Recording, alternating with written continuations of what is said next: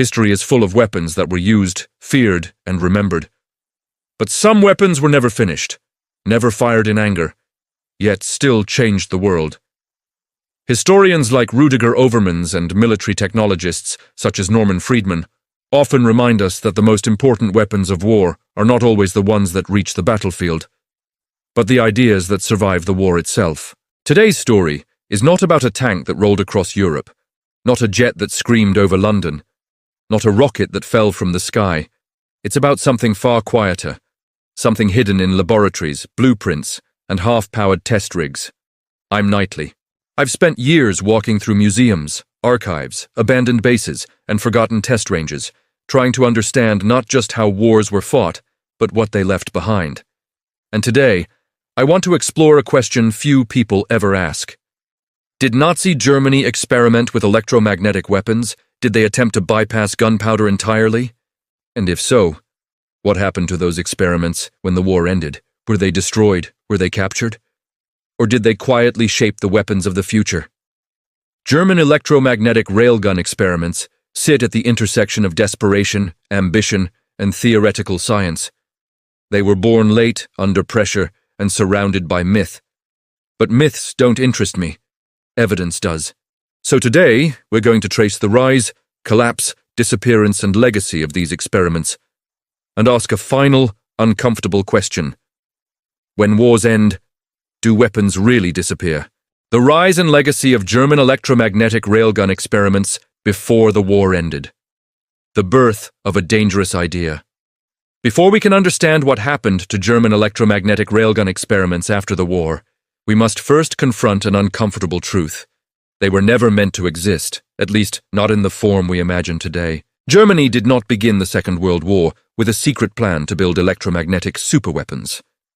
The idea emerged gradually out of scientific curiosity, industrial ambition, and later, pure desperation.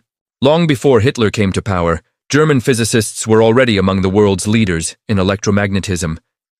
Universities and research institutes explored high-current physics, pulsed energy systems, and magnetic acceleration, not for weapons, but for rail transport, metallurgy, and particle research. But war has a way of bending knowledge. As early as the late 1930s, German military planners were searching for methods to overcome the limitations of traditional artillery. Barrel erosion, chemical propellant instability, limited muzzle velocity. The question was simple. What if gunpowder could be removed entirely? Electromagnetic acceleration offered a theoretical solution. By using massive electrical currents instead of explosives, a projectile could be launched without recoil shock, without flash, and, at least on paper, at velocities far beyond conventional guns. The idea was seductive. The reality was brutal. Germany lacked the power generation, materials science, and capacitor technology needed to make such weapons practical. But as the war escalated, impossible ideas became acceptable risks. By 1942-1943, small fragmented research efforts began appearing. Never as a unified program, but as isolated experiments scattered across laboratories, universities, and military research facilities. These were not weapons yet. They were questions made of copper, steel, and equations. Engineering strengths and fatal weaknesses. On paper, the electromagnetic railgun was elegant. 2 conductive rails, a projectile acting as a bridge, a surge of current. Lorentz force does the rest. In reality, everything failed at once. The strengths were theoretical. Extremely high potential muzzle velocity. No chemical propellant. Minimal visible firing signature. Reduced mechanical stress compared to explosives. But the weaknesses were catastrophic. Rails melted after a few shots. Power requirements exceeded available generators.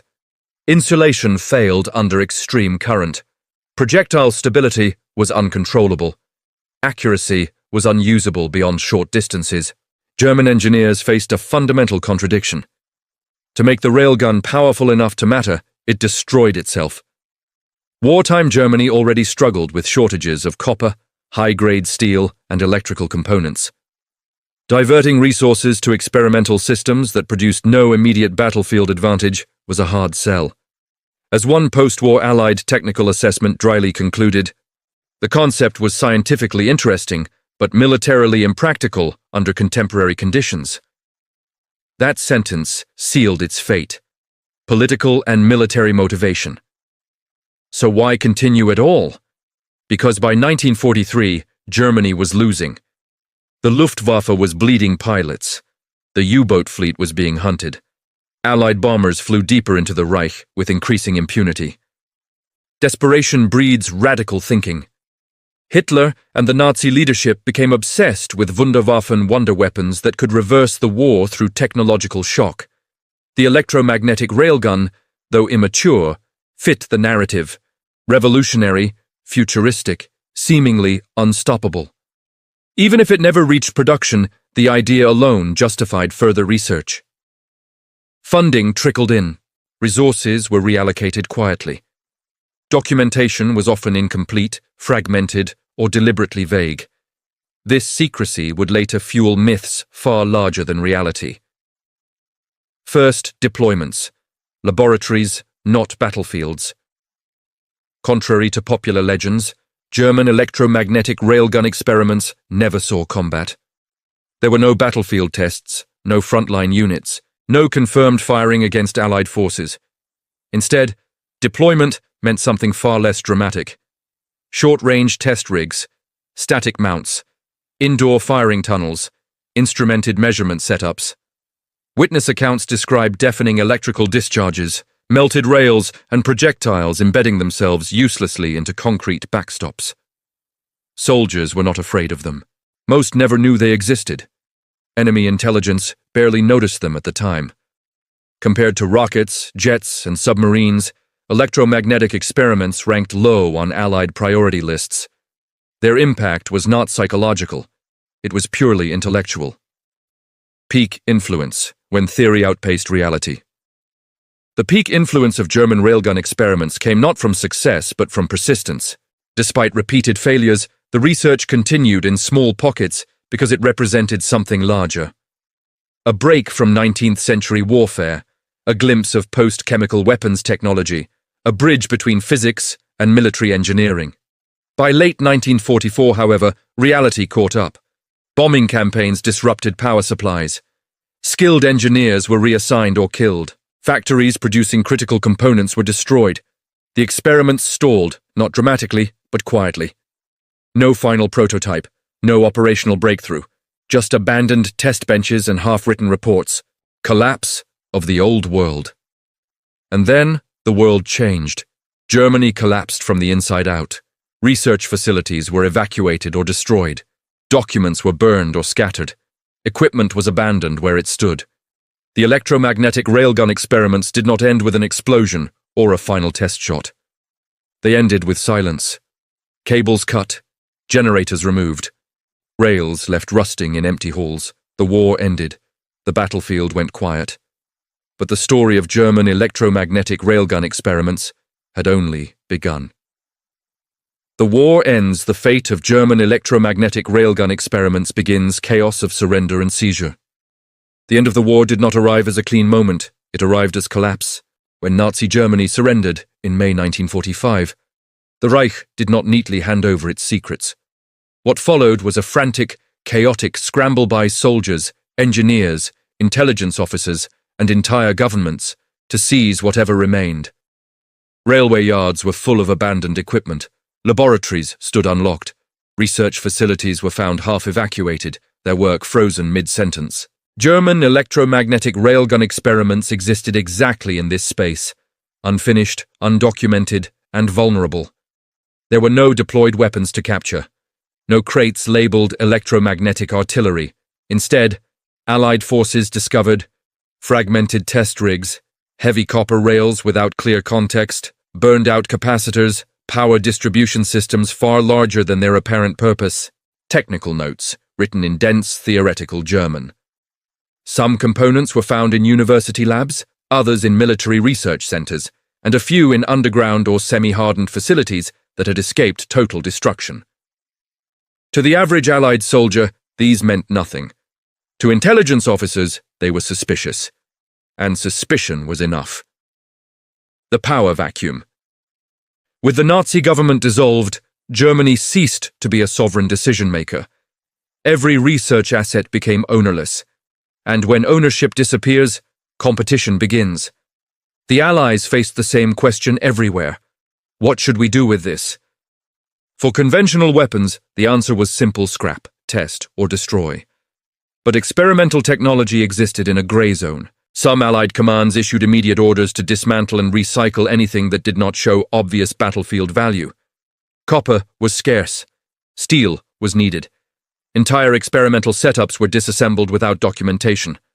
Other units, particularly scientific and intelligence teams, took a different approach. They collected everything. Even failed ideas were worth studying, not because they worked, but because they showed how German engineers were thinking. This was the birth of the post-war technology vacuum, and electromagnetic research, however immature, fell directly into it. Allied discovery, confusion, not awe. Contrary to post-war myths, Allied engineers were not stunned or frightened by what they found. There was no lost superweapon. What they encountered instead was ambition without infrastructure, theory without industrial support, power-hungry systems that exceeded Germany's wartime capacity. American, British, and Soviet technical teams all reached similar conclusions independently. The experiments were scientifically valid, but operationally unusable. That did not make them irrelevant, it made them interesting. Because the war had just ended, but another one was already forming. Immediate scrapping orders. For many railgun-related components, the story ended quickly. Germany was starving. Europe needed rebuilding. Metal mattered more than ideas. Copper rails were stripped and melted. Generators were repurposed. Power cabling was reused for civilian infrastructure.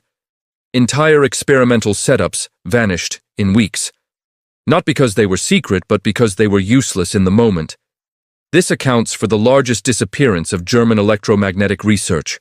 It wasn't hidden, it was recycled, and once metal is melted, history disappears with it.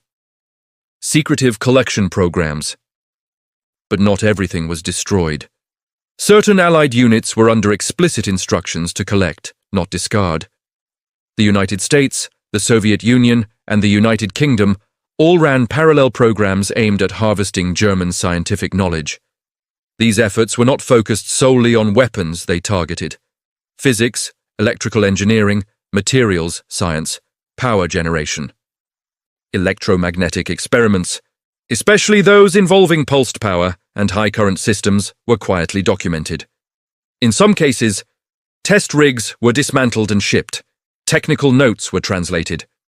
German scientists were interrogated or recruited. This was not about railguns, specifically. It was about capability transfer, rivalry between allies. As cooperation faded, rivalry took its place. The United States and the Soviet Union quickly realized they were no longer allies, they were competitors. Each feared the other might gain a technological edge, so even marginal research gained value.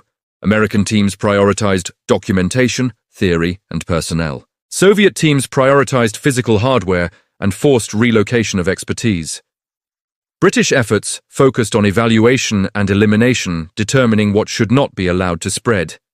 In this environment, electromagnetic research did not remain intact, but it did not vanish either. It fractured. Engineers at work dismantling the past. Captured components were not reassembled as weapons. They were taken apart. Allied engineers studied rail erosion patterns, power losses, insulation breakdown, failure points. What mattered was not success, but limitation. These studies helped define what not to pursue in the short term. Electromagnetic launch systems were deemed too energy-intensive, too destructive to themselves, too unstable for military use. But the underlying physics, that stayed, and it quietly migrated into other fields. Underground and classified storage. Some materials were stored rather than destroyed, not because they were dangerous, but because classification had become habit. Captured German technology often disappeared into military depots, research archives, restricted access facilities. Files were stamped, boxes were shelved, and then forgotten. Over time, institutional memory faded. What had once been enemy technology became old files, and that is how myths are born. From weapon to blueprint.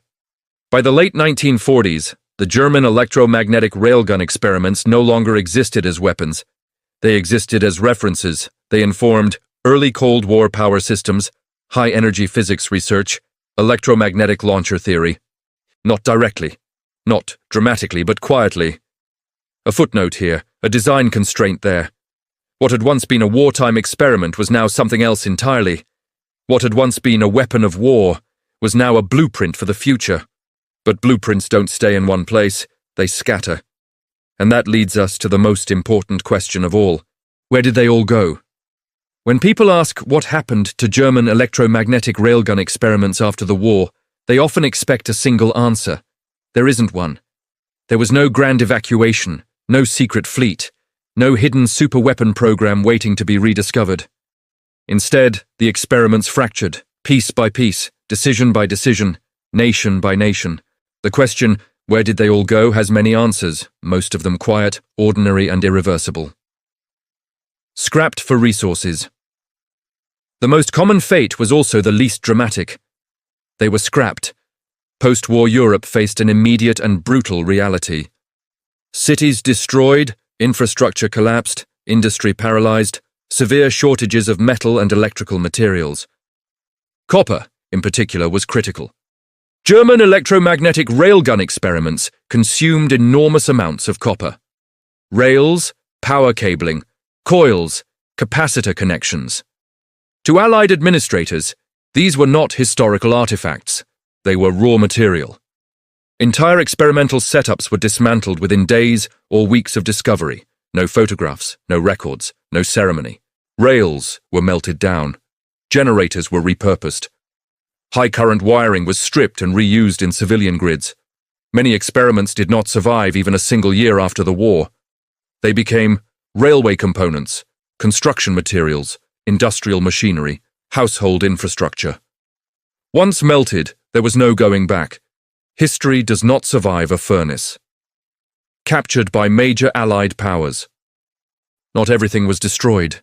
Some components and documentation were seized deliberately by Allied powers, each with their own priorities. United States. The US approach was analytical. American teams focused on technical documentation, scientific feasibility, long-term research implications. Captured materials were shipped to military research centers, defense laboratories, academic institutions linked to defense contracts. Railgun experiments were not pursued as weapons. Instead, they informed broader studies in pulsed power systems, electromagnetic acceleration, materials under extreme stress. In American hands, German railgun research became data, not hardware. Soviet Union. The Soviet approach was physical and aggressive. Where documentation was incomplete, the Soviets took equipment, tools, entire laboratory setups, scientists themselves. German researchers associated with electromagnetic and high-energy systems were relocated eastward, sometimes permanently. In the Soviet system, experimentation continued longer, not because success was likely, but because failure was acceptable if it expanded knowledge. United Kingdom British authorities took a filtering approach. Their goal was to determine what posed a future risk, what was militarily irrelevant, what should be suppressed or discarded. Much electromagnetic research was classified, evaluated, and quietly archived, then shelved. Not destroyed, not developed, simply neutralized. France and others. France, Poland, Czechoslovakia, and other nations encountered fragments, partial setups, abandoned equipment, scattered documentation. Most lacked the resources to exploit them. What they couldn't use, they recycled. Testing, reuse, and training. Some captured components were reused, but not as weapons. They became teaching tools. Military engineers tested rail erosion patterns, power loss curves, failure modes. These tests were not glamorous. They were methodical and limited. The conclusion was universal. Electromagnetic launch systems were not viable with 1940s technology, but they were not dismissed as impossible. They were postponed. Secret programs and black sites. A small portion of German electromagnetic research vanished into secrecy, not because it was dangerous, but because classification had become reflex. Captured equipment and documents were stored in restricted access depots, military archives, research facilities closed to public oversight. Some of these sites still exist today. The irony is that secrecy did not preserve the technology, it buried it. Over time, staff rotated out, programs ended, files lost context. What remained were labels without meaning. This vacuum of information later fueled rumors of hidden weapons and suppressed breakthroughs. The truth was far less dramatic. Most of what was stored was obsolete before anyone reopened the boxes. Museum preservation. A tiny number of artifacts survived intentionally, not because they worked, but because they represented a moment in scientific history.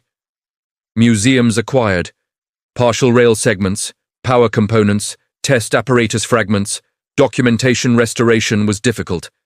Electromagnetic experiments were not designed for longevity. They corroded, degraded, and lost integrity over time. Some museums chose not to restore them at all, leaving them as decaying objects, frozen in failure. Others integrated them into broader exhibitions on experimental weapons, wartime science, the limits of technology. These survivors are rare and incomplete. Battlefield relics and abandoned survivors. Not everything was collected. Some experimental remnants were simply left behind. Remote facilities, forests, underground structures. In these places, rail segments rusted into the earth. Cables were buried under debris. Concrete test mounts cracked and collapsed. Occasionally, construction crews or hikers uncover strange metallic structures with no obvious purpose. They are not labeled. They are not protected. They are often destroyed without notice. Sometimes, divers encounter submerged remnants near former ports or industrial zones, objects dumped hastily to clear space or avoid documentation. Silent corpses of a war that ended decades ago. The myth of the missing weapon. Some people believe complete railgun prototypes are still hidden. There is no evidence. What went missing was not a weapon, but coherence. The experiments were fragmented before the war even ended. After surrender, they scattered further. What survived were notes without hardware, hardware without notes, theories without application. And when pieces lose their connections, they lose their power. Why no one rebuilt them? The final question is simple. Why didn't anyone just rebuild them? Because technology does not exist in isolation. The post-war world had new priorities.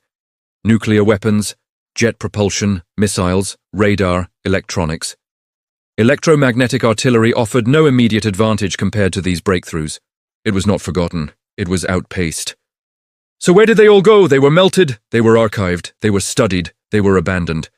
And in doing so, they followed the most common fate of experimental wartime technology. They disappeared, not in fire or secrecy, but in irrelevance. And yet, their influence did not end there, because even failed experiments leave traces, impact on the post-war world. The German electromagnetic railgun experiments failed as weapons. But failure does not mean insignificance.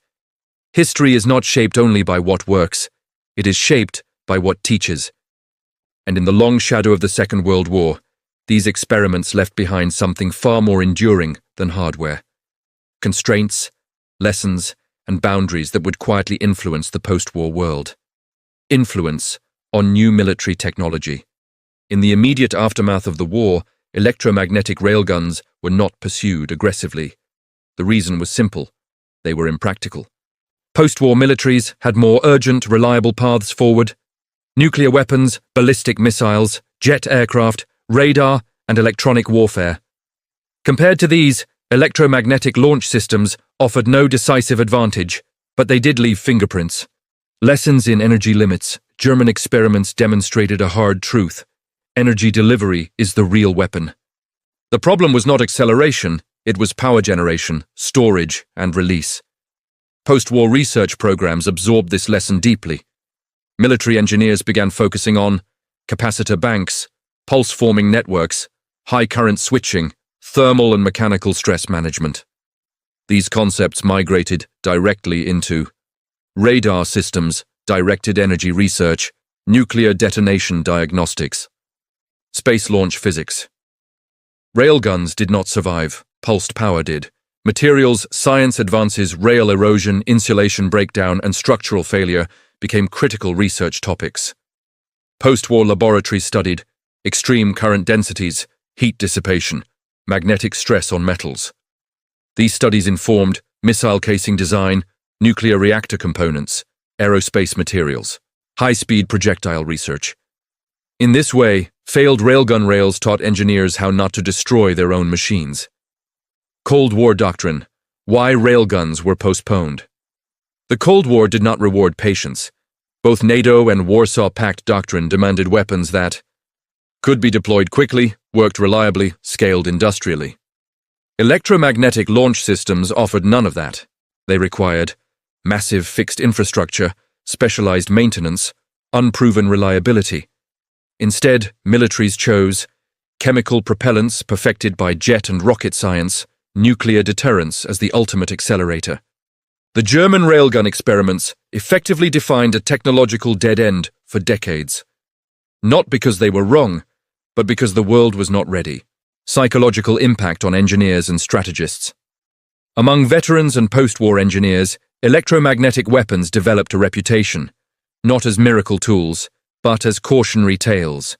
They represented overreach, the limits of theory, the danger of divorcing science from logistics.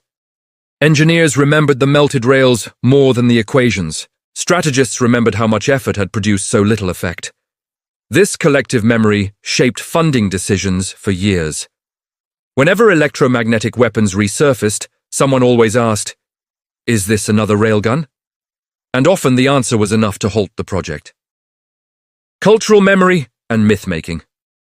Outside technical circles, the story changed. The public did not see failed experiments. They saw secrets. As post-war archives remained classified, gaps in knowledge became fertile ground for speculation. Books, documentaries, and later films began to conflate theory with deployment, merge unrelated projects, inflate experimental research into hidden superweapons. German electromagnetic railgun experiments became part of a broader mythos. Lost Nazi technology, suppressed breakthroughs, alternate histories where the war ended differently. The less evidence that survived, the more powerful the myths became. Influence on science fiction and pop culture. Science fiction filled the vacuum. Electromagnetic weapons became sleek, silent. Infallible railguns appeared in Cold War-era novels, space warfare concepts, video games, and films decades later.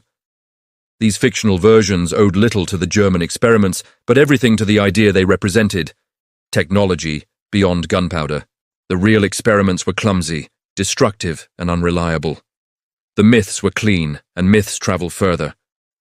Political effects and propaganda. Politically defeated Germany faced a difficult legacy. Experimental weapons symbolized moral collapse, technological obsession, a nation's willingness to gamble everything on unproven ideas. Victorious nations, meanwhile, used captured technology selectively. They emphasized German failures, Allied pragmatism, the superiority of their own research paths. Electromagnetic railgun experiments became evidence not of German genius, but of German desperation. They were cited as examples of wasteful research, late-war technological panic, the limits of authoritarian innovation. Long-term echoes. When the idea returned, decades later, when modern railgun research resurfaced in the late 20th and early 21st centuries, the ghost of Germany's early experiments lingered. Engineers approached the concept cautiously. This time, power generation had matured, materials, science had advanced, digital control systems existed. The idea was no longer impossible, but it was no longer urgent either. Modern railgun programs did not descend from German prototypes. They emerged independently armed with the lessons those prototypes had already taught. The quiet legacy. The true impact of German electromagnetic railgun experiments is not found in museums or weapons systems. It is found in what didn't happen. They showed how innovation can outrun infrastructure, how theory collapses without logistics, how war accelerates ideas faster than reality can support. They taught the post-war world restraint. The war had ended, the machines were gone, but the memory of their failure lingered, shaping minds long after the generators fell silent, and yet not everything vanished. A few fragments remain. A few relics survived, and they carry a different kind of weight. The final survivors. Most weapons leave behind wreckage. German electromagnetic railgun experiments left behind something different. Fragments, not intact machines, not operational systems, but pieces, physical, documentary, and intellectual, that survived the collapse of the world that created them. These are the final survivors. Catalogue of remaining units. There is no master list. No official registry of surviving electromagnetic railgun artifacts. What remains today exists across categories, scattered and incomplete. Museums and institutional collections. A small number of museums hold artifacts connected to German electromagnetic experimentation, not labeled as railguns, but as high-current test components, experimental power rails, pulsed energy research equipment, electrical test fixtures from wartime laboratories. These objects are often displayed without dramatic emphasis. They are quiet exhibits, because without context, they look unimpressive. Burned metal, deformed rails, oversized connectors, cracked insulation. But to historians and engineers, they tell a clear story of failure under extreme conditions. Restoration is rare. These machines were never designed to survive time. Corrosion, metal fatigue, and material degradation have made full reconstruction impossible. Museums preserve them as they are scarred and incomplete. Archives and documentation. More important than hardware are documents. Surviving archives contain technical notes, test logs, calculations, correspondence between researchers. Most are fragmented. Some lack dates, others lack authors. Many lack conclusions. These documents do not describe weapons ready for deployment. They describe experiments, open-ended, uncertain, unfinished. Some remain classified or restricted, not because they are dangerous, but because no one ever reclassified them. They survive by neglect. Private collections. A handful of artifacts exist in private hands. Electrical components, small rail segments, instrumentation parts. These were often salvaged in the immediate post-war years, taken as curiosities or scrap, later recognized as historical objects. They are not functional. Their value lies in provenance, not performance, the value of survivors today. So why do these remnants matter? Because they represent honest failure. Historical value. They remind us that technological progress is not linear. For every success story, there are dozens of dead ends. German electromagnetic railgun experiments demonstrate how advanced theory can outrun infrastructure. Wartime urgency distorts priorities. Innovation without logistics collapses. These survivors ground history in reality. They show us what didn't work and why. Academic and research value. To modern researchers, these remnants are case studies. They help answer questions like, what happens to materials under extreme electromagnetic stress? How do high-current systems fail? Where do theoretical models break down? These lessons are timeless. They apply to modern railgun research, fusion energy. Space launch systems, directed energy weapons. The survivors teach caution, auction, and collector value. From a monetary perspective, these artifacts are niche. They do not command the prices of famous weapons. Their value depends on documentation, provenance, historical clarity. To collectors, they are not trophies. They are puzzles. Restored or working units, the myth. No confirmed operational German electromagnetic railgun exists today. Claims of restored working prototypes surface occasionally. They do not withstand scrutiny. There are reasons for this. Original power systems no longer exist. Materials have degraded beyond safe limits. Documentation is insufficient to recreate firing parameters. Any modern attempt to rebuild such a system would be a new design, using modern materials guided by modern theory. It would not be a restoration, it would be an interpretation, The past cannot be restarted. Derelict relics and forgotten sites. Some remnants were never preserved. They remain where they were left. Abandoned laboratories, remote industrial sites, former military research zones. In these places, rails rust into concrete, cables lie buried, test mounts collapse. Occasionally, construction crews uncover strange structures with no explanation. Most are destroyed without documentation. Time finishes what war began, the mystery of the missing units. Despite extensive research, some gaps remain, not because of conspiracy but because of chaos. Records were lost, facilities were destroyed, witnesses died. There are likely undocumented dismantlings, unrecorded scrap operations, forgotten storage depots. These missing units were not hidden deliberately. They were erased by necessity, and yet rumors persist. Stories of hidden bunkers, sealed archives, unexplored underground facilities. Most are unsubstantiated, but absence invites imagination. Why the survivors matter. The final survivors of German electromagnetic railgun experiments do not threaten the world. They do not promise lost power. They offer perspective.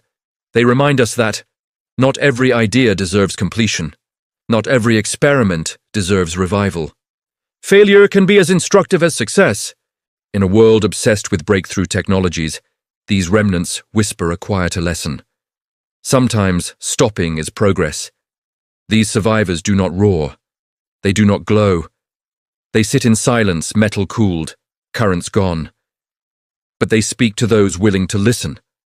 They speak of ambition without limits, of science under pressure, of ideas that arrived too early, and they prepare us for the final question. What does it all mean now? Conclusion. War machines are built to destroy. That is their purpose. That is their reason for existence.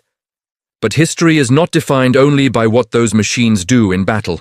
It is defined by what remains when the fighting stops.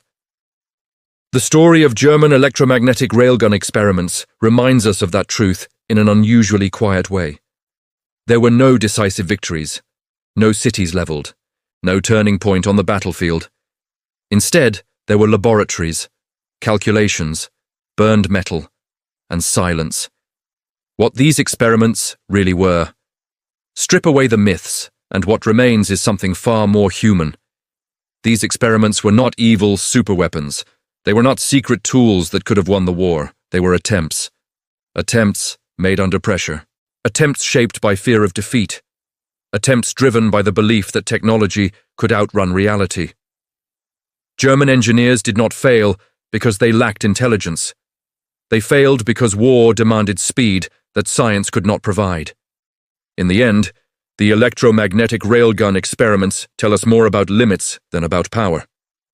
Limits of infrastructure, limits of materials, limits of time. And what happened? When the war ended. When the war ended, the experiments did not explode into legend. They faded, they were dismantled, they were recycled, they were archived, they were forgotten, not hidden by shadowy forces, but erased by necessity. Metal was needed more than memory. Electricity was needed more than theory. And so the experiments became rails, beams, wires, and tools, absorbed into the rebuilding of a shattered world. This is how most wars end, not with answers, but with repurposing. The quiet legacy. Yet failure leaves echoes. The German electromagnetic railgun experiments did not shape the post-war world through direct inheritance. They shaped it by warning. They taught engineers where theory breaks. They taught planners the cost of chasing miracles. They taught nations that innovation without logistics is illusion. Long after the machines were gone, those lessons remained.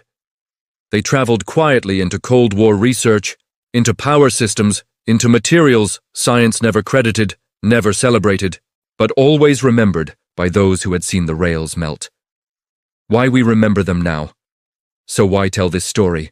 Why revisit an experiment that never worked? Because history is not just a record of success. It is a record of decisions.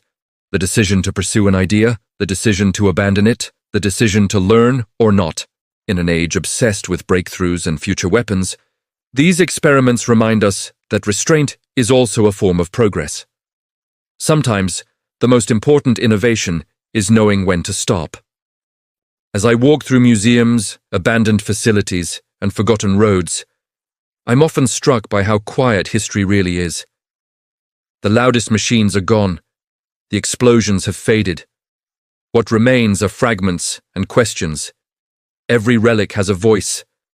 Every wreck has a history, and every machine, no matter how destructive, teaches us something about who we were trying to be. The German electromagnetic railgun experiments do not tell a story of triumph. They tell a story of ambition colliding with reality, and in that collision, we see ourselves. The human cost behind the machines. It's easy to talk about technology as if it exists on its own. It doesn't. Behind every experiment were people. Engineers under pressure. Scientists forced to prioritize speed over safety. Workers building systems they knew might never work. When the war ended, most of these people did not become legends. They returned to anonymity, to rebuilding, to silence. Their work survived only in fragments, and perhaps that is fitting. Because not every story of war should end in glory, what this story ultimately means. The electromagnetic railgun experiments of Nazi Germany did not change the outcome of World War II. But they changed something subtler. They exposed the danger of believing that technology alone can save a collapsing system. They remind us that no machine can replace strategy. No breakthrough can compensate for moral collapse. No weapon exists outside the context of the world that builds it. When that world falls apart, the weapon follows. A soft call to continue the journey. If you've stayed with me this far, then you understand something important. History doesn't end when the war ends. It lingers. In metal buried underground, in documents stamped and forgotten, in ideas that failed and therefore taught.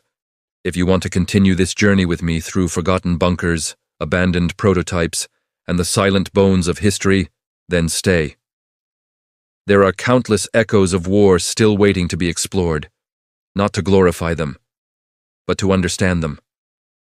Thank you for walking this path with me. Thank you for listening to a story that does not shout but whispers. History deserves that respect. And now, I'll leave the next step to you. What story should we uncover next? Another forgotten weapon? A lost prototype?